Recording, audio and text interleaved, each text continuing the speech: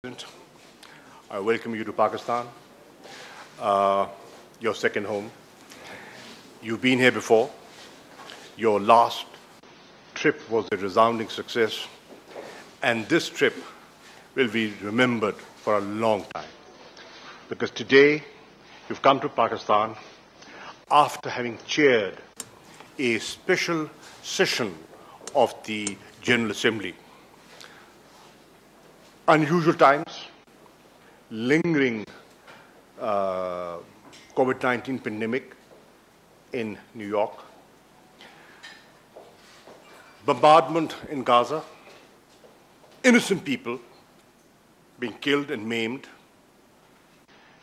the Security Council failing to reach a consensus in 4 consecutive meetings, and the international community, the OIC, the Arab group, and the non-aligned movement collectively looking towards you to play a role, a leadership role, to protect innocent civilians and to save and uphold the credibility of the UN system.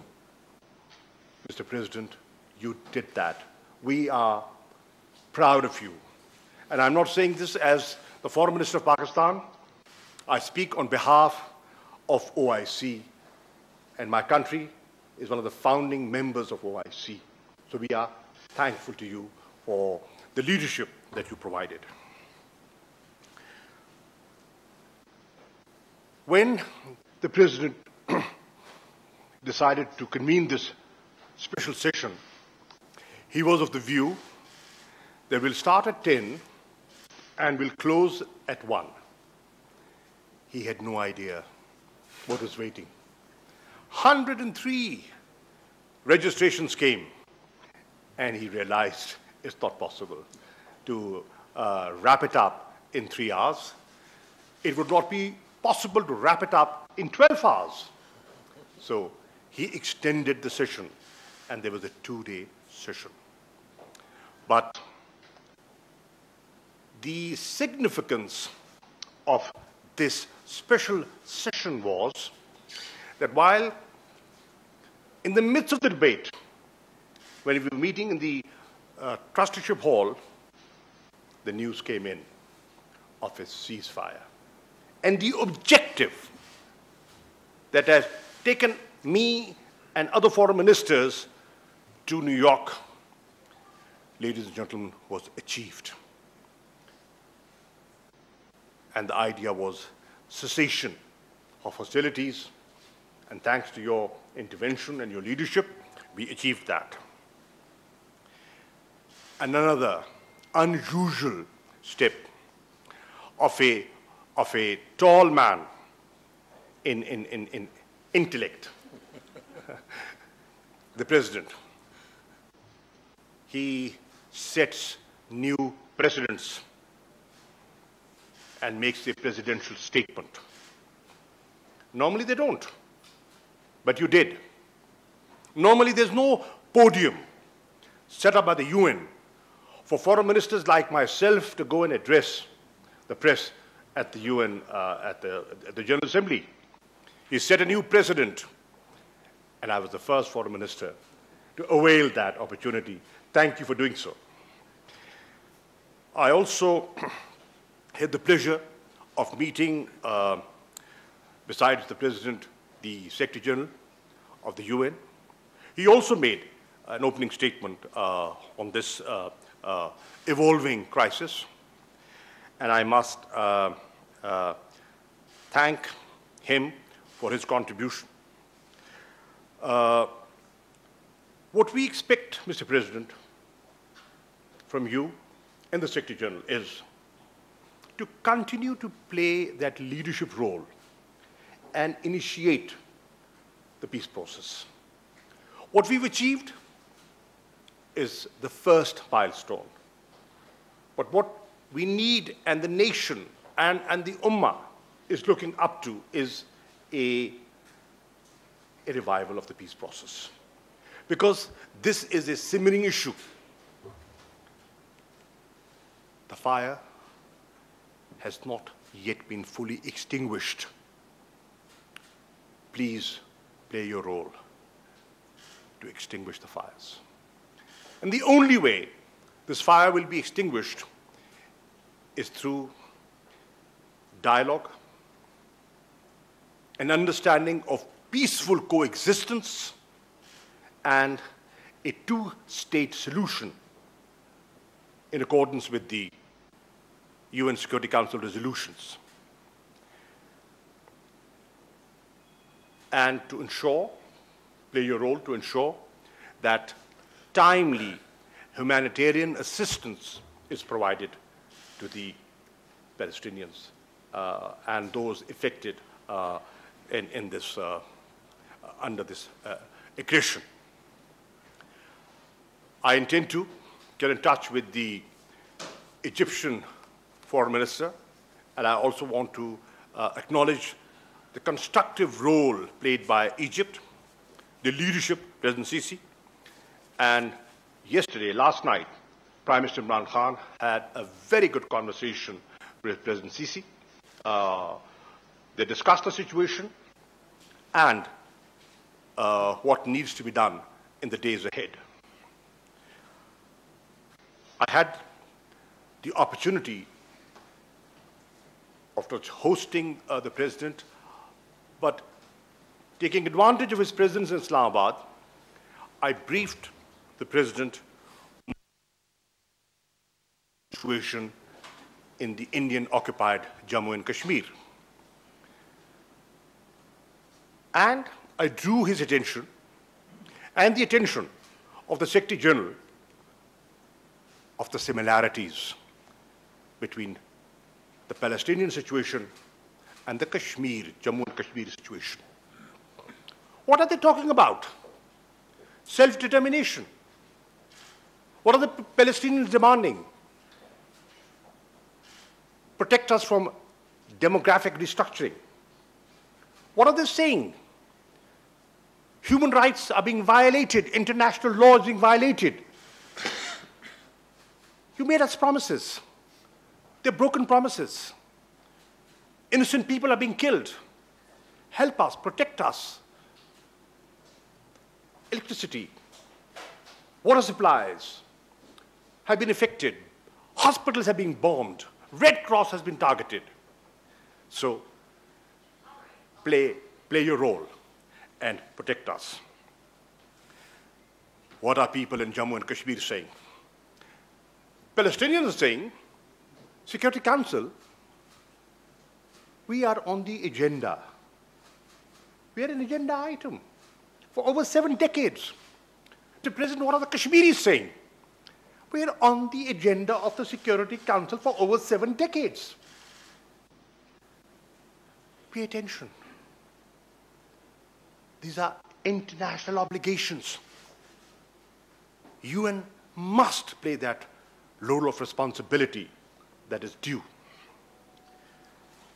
I also had the opportunity to brief the President on the evolving situation in Afghanistan and the role Pakistan has played in facilitating the peace process and pushing the reconciliation process forward.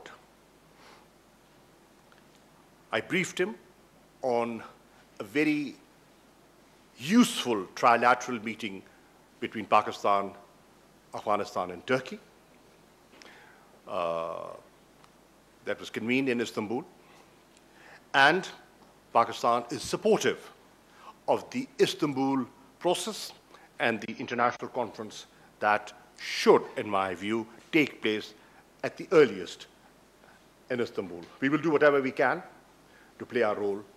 And today, I was pleased, and I want the nation of Pakistan to know that. When I met the Secretary General, he said, there is a paradigm shift. He said that today, the international community is looking at Pakistan not as part of the problem. The international community is looking at Pakistan as part of the solution. And that is the dramatic shift that has taken place in the last, I would say, couple of years. And I must give credit to the leadership of Prime Minister Imran Khan for that. I also briefed him on Pakistan's point of view on the UN reform and the Security Council reform. And also the initiative of the Prime Minister for debt restructuring, suspension of debt, to enable the developing world to have resources to invest in strengthening their fragile healthcare structure. Mr. President, thank you. Thank you for your time. And we always look forward to your coming to Pakistan. You are a friend of Pakistan. And in a humble way, today, after this function, in an investiture ceremony, we will be acknowledging that and recognizing your services and the services of the UN system. Thank you, sir. And may I now request the Honorable President of the General Assembly of the United Nations, Mr. Bosker, for his remarks, please. Thank you so much, Foreign Minister, for the kind words. Also, representing Pakistan in the world in a very good way. You're a well-known figure in the world platform, and I'm a witness that in this last meeting for Palestine, your leadership was very much important. We started with a dinner before the meeting, and you have invited the ministers to a meeting, and I think that was the crucial point, and where a decisive mood among ministers was established. And so the meeting really went smoothly and to the point and with a success.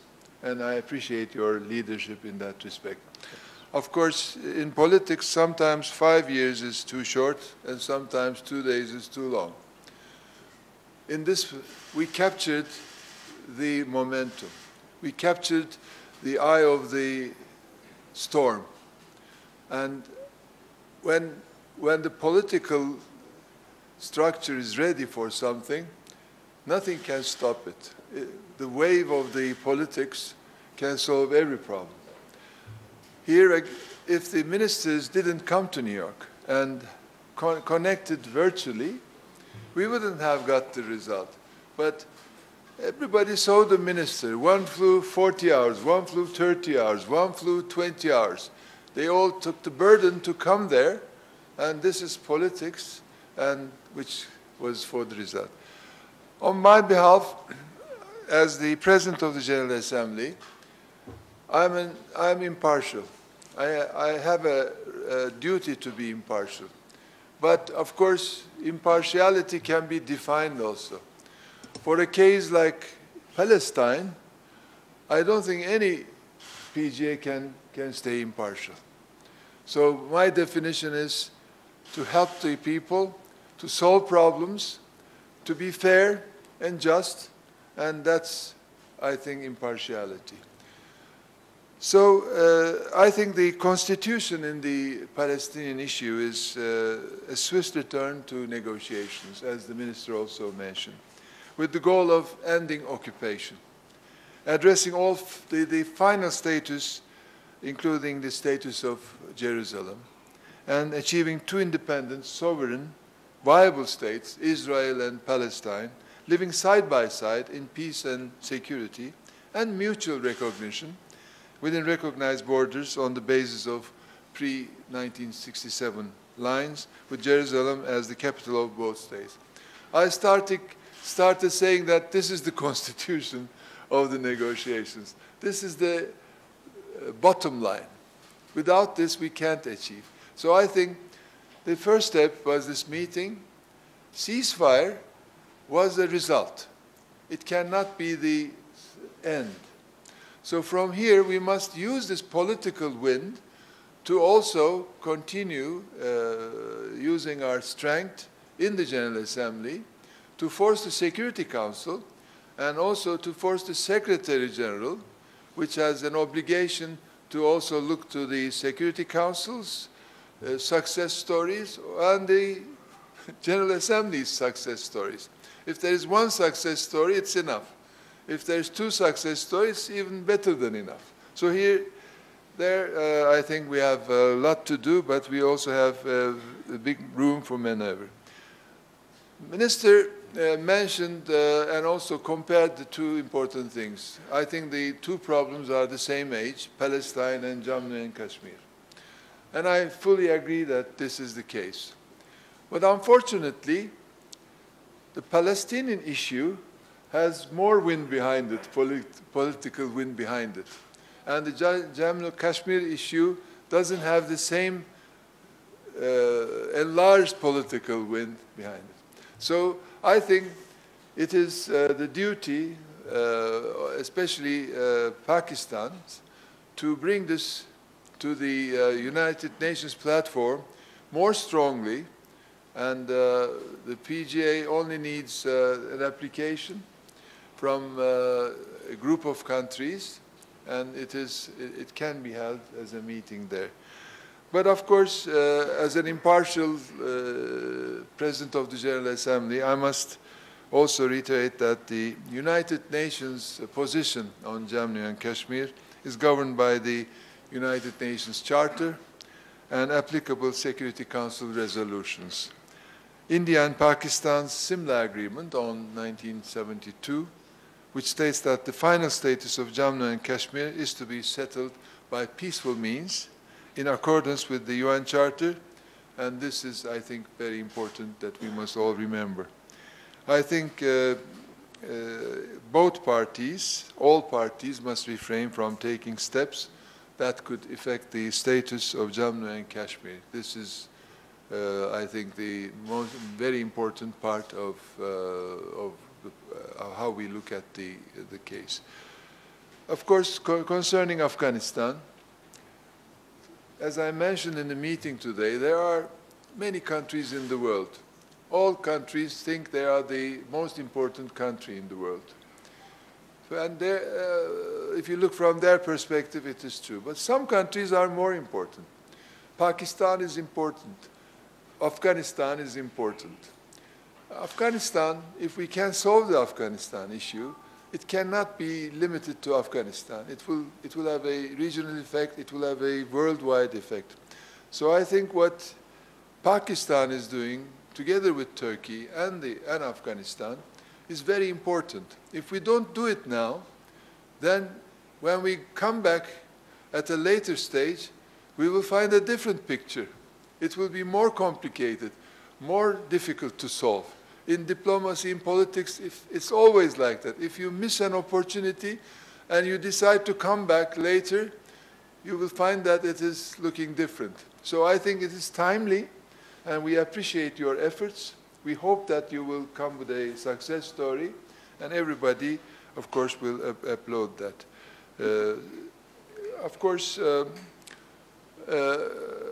Pakistan is my second home in a way. I think not everybody in the world can understand why Pakistan loves Turkey and Turkey loves Pakistan. This is not something economic or built on financial reasons. It's from the heart. It just came out, and we lived for decades like that. So as a president from Turkey, I have an obligation, I thought I had an obligation to come before taking office, and also while I'm the president, to visit this beautiful country. And I just, my mask is today green, and my tie is green, just to, I shouldn't let it go unrecognized. And also, I'm really honored for tonight's ceremony, which I will accept it on behalf of the United Nations, And it is showing that United Nations and Pakistan are working together. Pakistan is honoring the United Nations, and through the President of the General Assembly, I think it's a very important message that will be given, and it will be an honor which I will carry throughout my life. I thank the government and also the President for choosing me for that honor. Of course, the Prime Minister's charisma and widespread sympathy in the world is important for Pakistan. I think what he's doing with the tree plantation programs, putting into effect the difficulties countries are facing vis-à-vis the debt issues, and also dealing with COVID in this country comparatively much better than many other countries is remarkable. And I think reaching 10 billion trees in some years' time is a very ambitious looking but very correct project. Why Islamabad is so green and why Islamabad is impressing everybody coming here is because these type of decisions are taken. And we have the Pakistani permanent representative, Ambassador Minur Akram, as the president of the ECOSOC. He's doing a great job there. And many of these issues are dealt in the ECOSOC platforms. And he has finalized or finalizing his tenure with a lot of important issues. And one is this one. I think the problem is for some countries not debt postponement, but debt elimination completely. If a country cannot pay, what's the use of postponing it? So we will have an LLDC SITS conference with the ECOSOC president before the summer.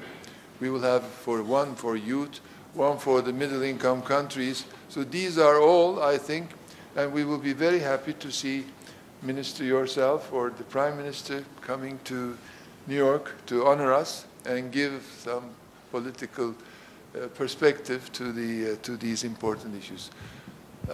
Thank you so much for giving this possibility, and I wish you all the best yourself and to Pakistan as a whole. Long live Pakistan. Thank you, sir. Thank you very much, Mr. President. We can now take some questions. I would request if you could kindly introduce yourself, your news outlet, and also indicate whom your question is addressed to. Adil Bashir.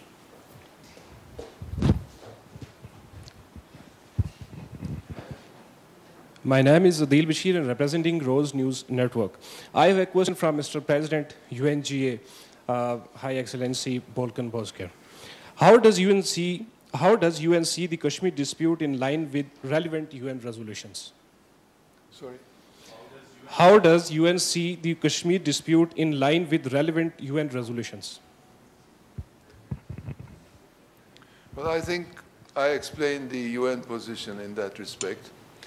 And I think what I have said is very clear. As an impartial President of the General Assembly, wait until I come back after the 15th of September. Zargun. Thank you, sir. My question is addressed to both of the dignitaries. First to the Foreign Minister. Sir, no doubt Israel has committed brazen human rights violation, and Mr. Netanyahu stands an established war criminal. Does Pakistan as well as Turkey intend to approach the International Court of Justice? Thank you. To begin with, let me draw your attention to a very important meeting taking place in Geneva right now, the Human Rights Council. Pakistan and Pakistan's ambassador to Geneva, Ambassador Khalil Hashmi, through the OIC, moved a resolution and a special session is being convened. which will discuss human rights violations, violation of international law, and war crimes, and genocide, ethnic cleansing. All this would be under discussion and under debate. I am confident that Western democracies that believe in human rights will stand up and be counted. And don't just tell us what human rights are.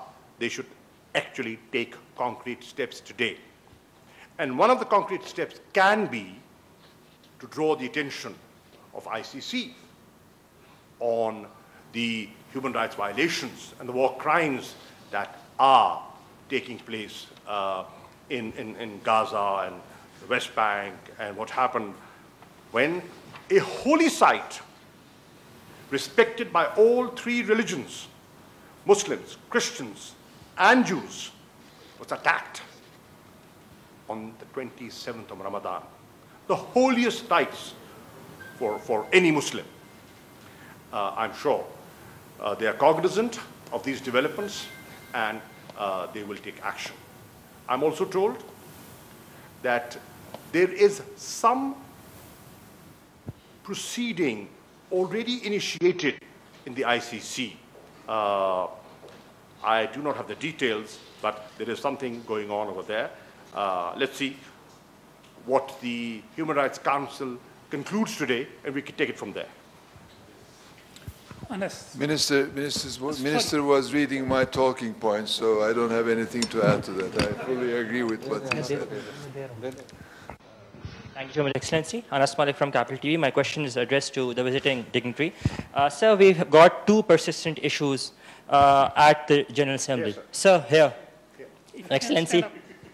Right there. Okay, so my question is related. Sorry.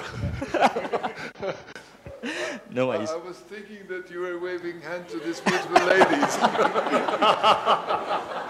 So I did not want to do that. I do not want to do that right now. Coming back, sir, my question is for you. We've got two persistent issues on the General Assembly agenda. First being the India-Pakistan question, the Kashmir issue. Second being the Israel-Palestine question, the Palestine issue. We've recently seen that there were attempts to put off the India-Pakistan question off the agenda of the General Assembly. What would you, as the President of the General Assembly, do to either scuttle, stall, or would you want it to be taken off the agenda, number one? Number two, what is the way forward precisely on the issue of Kashmir and on the issue of Palestine? As the President of the General Assembly, what would be your role? Thank you. Well, I think I tried to describe what the General Assembly can do and what the General Assembly cannot do. The problem is, there is a belief that if things do not develop positively or as a result in the Security Council, then the General Assembly has a role to play, which I don't think it is the case.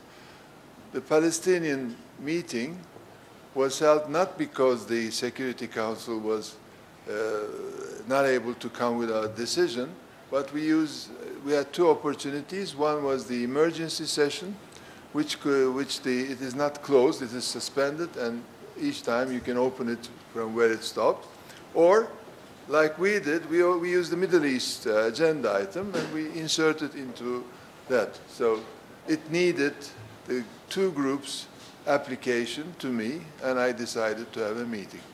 So the important thing is to convene a General Assembly when there's not a big political support behind it, will be counter-effective. That was what I was saying. If for the Kashmir issue there is a support and I can see it, then I will do it. But it shouldn't be harming the issue by having an unsuccessful meeting. So I think the first work should be done with countries, like in the Palestinian case was the IOC and the African group, and then the NAM joined it. So we saw the clear picture, and without a resolution, with just a appeal to peace declaration from me, and with the statements, we reached a result. But if we have a meeting by the request of, let's say, Pakistan. And then we don't have the support there, it will be bad. So what I'm saying is, first, it must come to me with a wind, and then I deliver. If you want the wind to be blown by me, I don't have that authority. Thank you very much. मैं इसमें एक इजाफा करना चाहूँगा और with your permission, Mr. President, I like to utter a few sentences in Urdu. You're the host. You can do whatever you want. You can talk. I'm the guest. The guest is in the hands of the host. देखिए, अर्ज ये है कि मसला कश्मीर एक हकीकत है, कोई उसको झुटलाना चाहे तो झुटला नहीं सकता। सलामती काउंसिल के एजेंडे पे है, कोई मिटाना चाहे तो मिटा नहीं सकता। जबर हो रहा है, कोई आंख चुराना चाहे तो चुरा नहीं सकता। और मैंने ममासलत जोड़ दी है फ़लस्तीन की और कश्मीर की।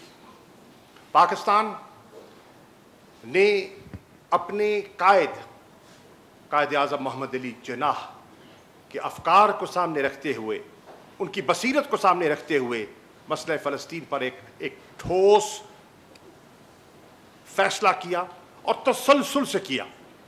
मैं सलाम और खराज तहसीन पेश करना चाहता हूं पाकिस्तान की नेशनल असेंबली को और पाकिस्तान की सेनेट को, जिन्होंने इस पर मुत्तफ़िका करारदादें पेश की। उन करारदादों की ताकत के बलबूते पर मैंने ये मसला वहाँ सेक्रेटरी जनरल के साथ और सदर के साथ उठाया और मैंने कहा कि आप देखें, सितम ज़रीफ़ी तो देखें कि मुमासलत तो देखें। चिंगारी वहाँ भी है, चिंगारी वहाँ भी है। अगर उस चिंगारी को आप नहीं बुझाएंगे तो मशरिक़ वुस्ता भड़क जाएगा, और अगर मकबूजा कश्मीर की चिंगारी से आंख चुराएंगे तो बर्रे सगीर पुरअमन नहीं रहेगा। अब ये इंटरनेशनल कम्युनिटी की जिम्मेदारी है कि अपनी जिम्मेदारी निभाए। मैंने जोड़ दिया है।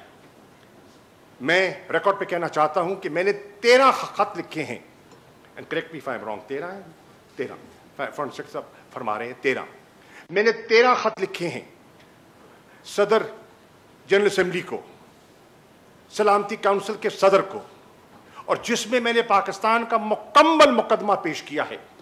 और आपने कहा, अभी आपने सुना कि सदर ने कहा कि ये एक डिस्प्यूट है जिसके स्टेटस को कायम रहना चाहिए तावक्ते फैसला। हिंदुस्तान ने 5 अगस्त के बाद उस स्टेटस को, उस पर ज़र्ब लगाई है और पाकिस्तान ने एहतजाज रिकॉर्ड करवाया है। कुछ आवाज़ें सुनी गई, कुछ मसलतन खामोश रहे, लेकिन मत भूलिए कि 3 नशिस्तें सिक्योरिटी काउंसिल को बादरे नाखास्ता इस पर करनी पड़ी, और चाहे any other item on the agenda की बुनियाद पर ही सही, वो नफ़ी हो गई जो हिंदुस्तान प्रचार करता था कि ये हमारा अंदरूनी मामला है। दुनिया ने एतराफ़ कर दिया और जनाब सदर उस बात का इआदा कर रहे हैं कि ये एक ऐसा मसला है जो हल तलब है और उसकी निशानदेही यूएन चार्टर कर रहा है और सलामती काउंसिल की करारदादें कर रही हैं। अब हमें बहसियत कौम के इस पर यकजहती का मुजाहरा भी करना है और अपनी आंखें और कान खुले रखने हैं और मौके की तलाश में रहना है। और मैं पाकिस्तान की कौम को अर्ज करना चाहता हूं, मैं उस मौके की तलाश में हूं। हिंदुस्तान ज़र्ब लगाए और हम खामोश रहें, ये हो नहीं सकता।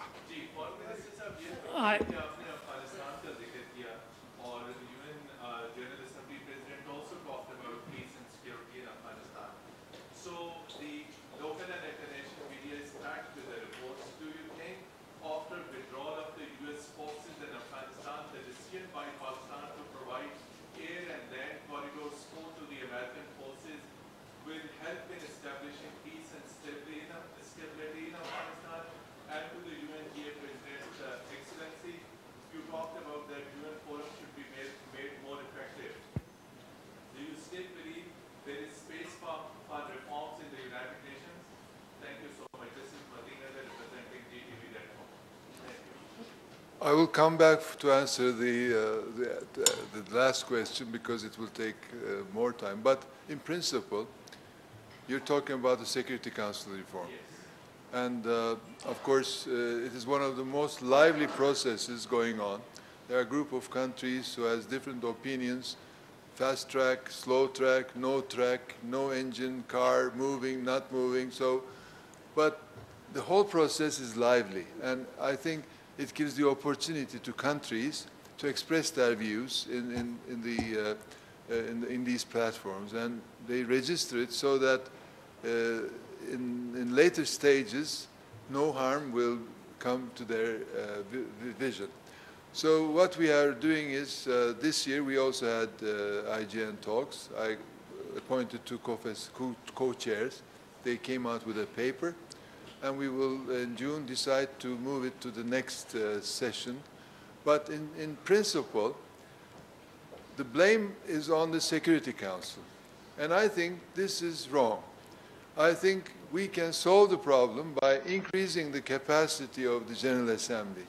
If we can bring the General Assembly into the picture with 193 countries as members, with the same spirit of the Palestinian meeting, then there will be a balance between the three organs: General Assembly, Security Council, and the Secretary General. Secretary General is an appointed person, and it has to obey, it has to fulfill the decisions of the General Assembly and the Security Council. So actually this is a reform. But this mentality, just saying that, okay, I don't have a duty because Security Council must solve it, and they cannot, so thank you very much, I'm happy with my... This doesn't work like that.